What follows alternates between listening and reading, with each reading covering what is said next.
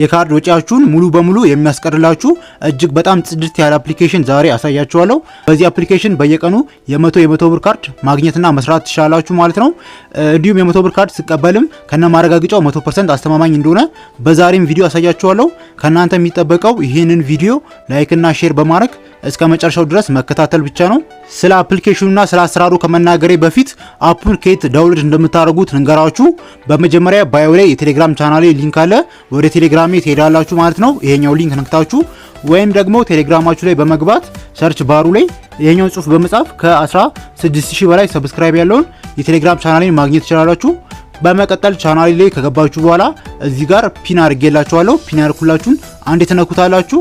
ከዛ በኋላ ይሄኛው ሊንክ በመንካት ዳውንሎድ ማድረግ ነው አፕሊኬሽኑን። በመቀጠል በኢሜይላችሁ አካውንት ከፍታላችሁ ማለት ነው።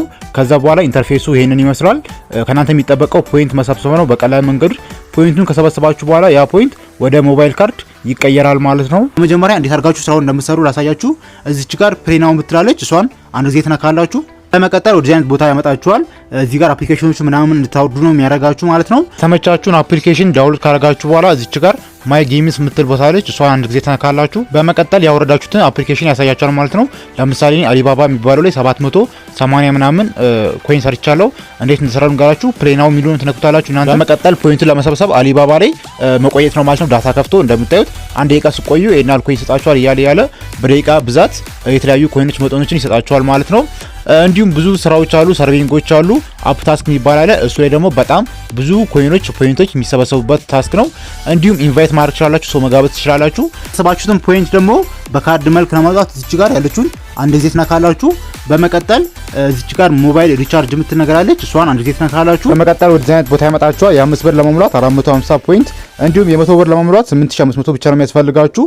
እዚህ ጋር ስልክ ቁጥራችሁን ታስገባላችሁ። በመቀጠል ኔክስት የሚለውን ተነኩታላችሁ። ከዛ በኋላ እዚች ጋር ኮንፊርም አድርጊልኛል፣ ኮንፊርም ታርጉለታላችሁ ማለት ነው። እንደምታዩት ጠይቄ ጨርሻለሁ።